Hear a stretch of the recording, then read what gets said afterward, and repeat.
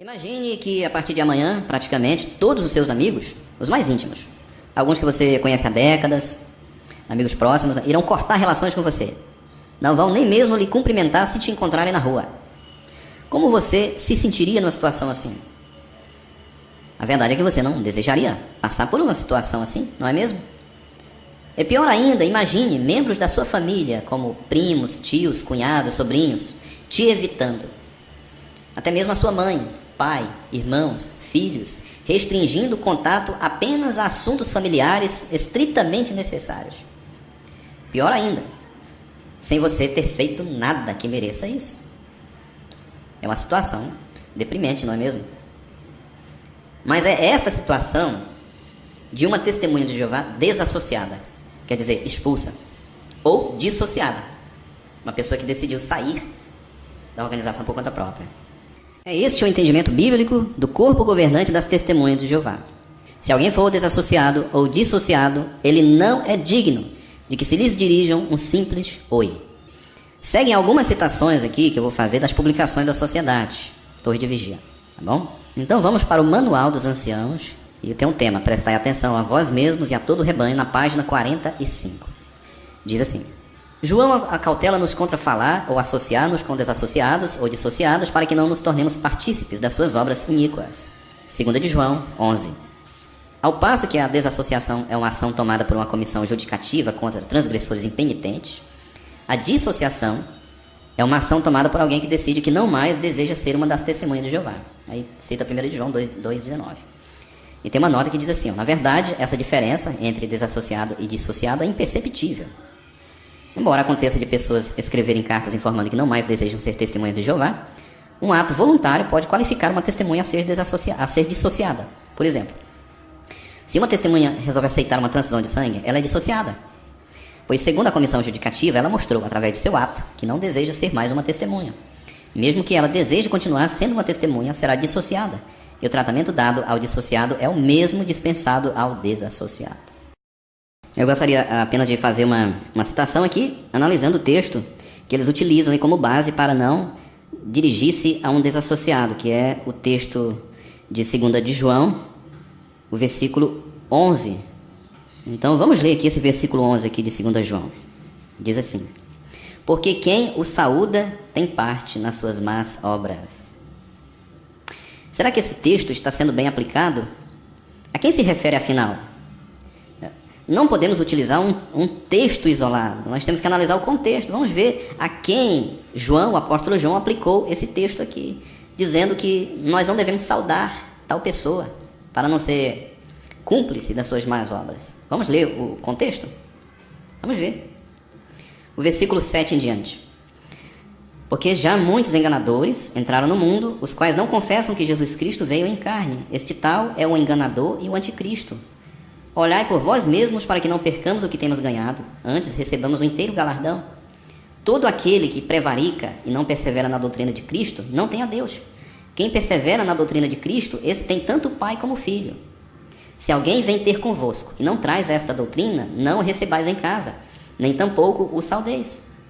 Porque quem o saúda tem parte nas suas más obras.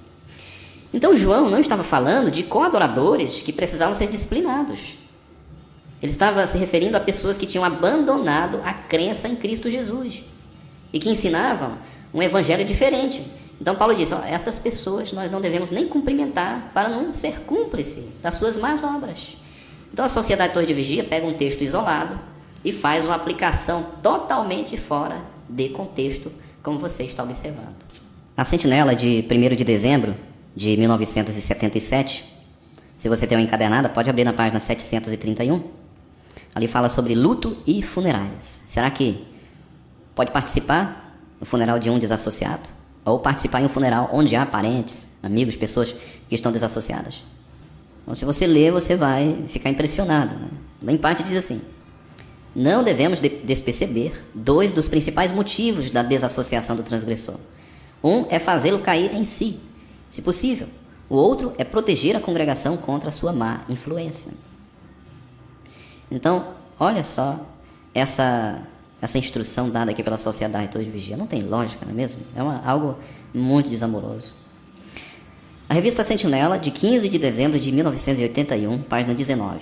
Como encarar a desassociação é o tema do artigo, diz: os que se tornam não dos nossos por deliberadamente rejeitarem a fé e as crenças das testemunhas de Jeová devem ser encarados e tratados apropriadamente como aqueles que foram desassociados por causa de uma transgressão séria. Então, se eu, por exemplo, não concordo com os ensinos de uma denominação, de uma religião, e eu sair dela, então eu sou encarado como um pecador envolvido em uma transgressão séria, indigno de ser cumprimentado. É incrível, não é mesmo? A Sentinela, de 15 de abril de 1988, páginas 27 e 28. O tema: a disciplina que pode dar fruto pacífico. Ainda falando sobre a desassociação, diz assim: os cristãos, por evitarem também aqueles que deliberadamente se dissociaram, saíram por conta própria, são protegidos contra possíveis conceitos críticos destituídos de apreço e mesmo apóstatas. Aí cita o texto de Hebreus 12, 15 e 16. Ainda diz, no artigo: Deus certamente se dá conta de que o cumprimento das suas leis justas, referentes ao desligamento de transgressores, muitas vezes envolve e afetam parentes. Mas colocarem a lealdade ao seu justo Deus à frente da afeição familiar podia salvar-lhes a vida. Agora, comentando esse artigo aqui, o que você acha? Será que Deus pede esse tipo de desassociação? Será que quando você pratica, quando você aceita essa doutrina, você está fazendo a vontade de Deus? Será que você está colocando a lealdade a Deus à frente de tudo? Ou você está colocando a lealdade a uma organização acima da sua família, que é a sua obrigação primária perante Deus? Porque, de fato, a desassociação praticada pelas testemunhas de Jeová, elas não têm base bíblica. Na Sentinela de 1º de abril de 1983, páginas 31 e 32, há uma pergunta dos leitores. Vamos considerar. Na pergunta respondida é comentado o seguinte sobre alguém desassociado ou dissociado. Se alguém for desassociado, deverá na ocasião ter realmente mau coração e ou estar decidido a seguir um proceder que desonra a Deus.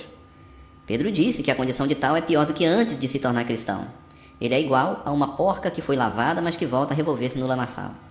A citação é de 2 de Pedro 2, 20 ao 22. Ainda, outra espécie de falta pode ser sentida pelos avós, cristãos leais, cujos filhos foram desassociados.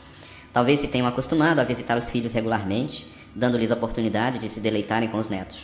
Agora os pais foram desassociados por rejeitarem as normas e os modos de proceder de Jeová, de maneira que as coisas não são mais as mesmas na família. Naturalmente, os avós terão de decidir se alguns assuntos familiares necessários exigem contato limitado com os filhos desassociados e poderão fazer, às vezes, que os netos os visitem. Eu, particularmente, eu considero um absurdo uma doutrina dessas, porque alguém que caiu em pecado está sendo disciplinado, ele precisa de ajuda, não de uma condenação. Mas comparam tal pessoa, mesmo sabendo que tal pessoa pode voltar, pode ser recuperada. Eles são encarados como um porco que voltou à lama, como um cachorro que voltou ao próprio vômito. Então eles pegam uma pessoa recuperável e isolam dos seus amigos, dos seus parentes, de pessoas que poderiam fornecer ajuda espiritual, edificante. Esse texto quer dizer que se alguém foi desassociado na família, as coisas não são mais as mesmas. Então quer dizer que os avós poderão não ter mais as visitas dos netos. Os pais não poderão ter mais aquele contato que tinham com os filhos desassociados, ou os filhos com os pais desassociados. Só poderão agora decidir assuntos familiares necessários. Além disso, devem manter um contato limitado. E ainda aqui, poderão fazer às vezes que os netos os visitem. Agora eu pergunto a você que está me ouvindo, de onde foi que tiraram isso aqui? Da Bíblia? Não foi. Então, será que quando alguém obedece uma doutrina dessas aqui, será que ele está obedecendo a Deus? Ou será que ele está obedecendo a uma organização? A desassociação e a repreensão praticada pelas testemunhas de Jeová, ela é uma prática que não tem base na Bíblia. Basta você recorrer aos próprios textos que eles apresentam. Textos isolados, que procuram usar para apoiar a sua prática de desassociação, que não tem base bíblica, não tem aprovação da palavra de Deus. Não existe nada nas escrituras gregas cristãs que apoie a excomunhão na igreja da maneira que a sociedade exige e obriga as testemunhas de Jeová a praticar. A desassociação das congregações, de fato, elas vão contra os princípios da lei do amor dada por Cristo. E em nenhuma outra religião se pratica veementemente tal tipo de excomunhão vergonhosa. No Brasil, essa prática, ela fere a lei 7716 de 89, os artigos 3 e 14, que referem-se à liberdade de religião. Todas as pessoas têm direito a entrar numa religião dignamente, em qualquer religião que desejar, e têm o mesmo direito de sair desta religião com toda a dignidade. A lei defende esse direito. E a Lei Internacional dos Direitos Humanos também a defende. Mas as Testemunhas de Jeová, sob direção da Sociedade Torre de Vigia, têm tirado este direito das pessoas, causando muitas dificuldades e muito sofrimento. Uma pessoa desassociada, ela não pode sequer ser cumprimentada, como já vemos. E se tiver parentes cristãos, não poderá se associar com eles, porque se fizerem isso, podem também ser disciplinados, ser desassociados. Como já vimos, há casos em que avós não podem ver os netos, tios não podem visitar os sobrinhos, e pais e filhos não podem realizar casamentos com a presença do ente querido desassociado. Todas estas instruções são amplamente difundidas através das suas publicações, como a revista Sentinela, por meio de discursos, instrução pessoal. Agora, você que está me ouvindo, imagine o pai desassociado que não pode levar a filha ao altar, ou sequer comparecer à festa de casamento.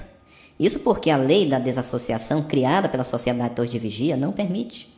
A desassociação também, ela tira das pessoas um direito básico, que é o do companheirismo humano, né?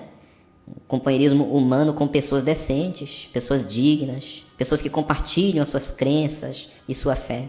Eu falo isso porque algumas pessoas desassociadas, que ainda demonstram o desejo de continuar fiéis como cristãos, embora tenham transgredido, eles não possuem mais o direito ao salutar companheirismo, e só poderá se associar com aqueles que não têm a mesma crença que eles, a mesma fé em Jeová. Agora, eu pergunto, como estará tal pessoa depois de 1 ano após o afastamento do convívio com os amigos cristãos? Será que ela estará uma pessoa melhor, mais alegre, mais esperançosa? Talvez não. É provável que durante esse tempo tenha desenvolvido a depressão. Quando se trata de uma pessoa iníqua, a desassociação ela protege os demais e os incentiva a continuar mantendo uma boa conduta cristã. No entanto, quando este não é o caso, o desassociado ele está diante de um grande perigo. Isolado do companheirismo cristão, ele pode afundar cada vez mais na tristeza, no pecado, na depressão. Isso porque o diabo vai se aproveitar da sua frágil condição emocional e espiritual para infundir-lhe as coisas erradas e as práticas comuns das pessoas do mundo. Em Provérbios 18:1, a Bíblia diz que alguém que não tem sabedoria prática, ela pode ser chamada de burro. Popular, burro, né? Pessoa burra. No entanto, a sociedade, em sua grande sabedoria, cria uma regra organizacional chamada desassociação, né, que isola um cristão recuperável, aplicando a si mesmo as palavras de Provérbios 18:1. Quem se isola é burro. Então, o que a sociedade Torre de Vigia está buscando? Está buscando os próprios interesses deles. Não estão pensando no sofrimento que causam. Em quão burra é essa regra da desassociação. O desassociado, como não é burro, ele evidentemente não vai se isolar das pessoas. Ele vai procurar companhia, entre outros. E como está isolado da companhia com os anteriores adoradores, ele vai buscar pessoas que não conhecem a Jeová. É isso que acontece. Se ele encontrar pessoas boas, que bom. Mas se ele se encontrar pessoas más, ele vai afundar cada vez mais. Vamos ver uma das passagens usadas como base para a desassociação. É a 1 de Coríntios, no capítulo 5, os versículos do 1 ao 13. E esta passagem, ela orienta as igrejas de Cristo a remover pessoas iníquas. Lá em Corinto, havia uma pessoa que tinha praticado um pecado gravíssimo. E o apóstolo Paulo ficou sabendo e enviou uma carta falando sobre o assunto. Vamos ler, por favor? Abra sua Bíblia em 1 de Coríntios 5, do 1 ao 13. Eu estou utilizando a versão Almeida, Revista Corrigida, mas você pode utilizar qualquer versão, até mesmo a tradução do Novo Mundo. 1 de Coríntios 5, do 1 ao 13.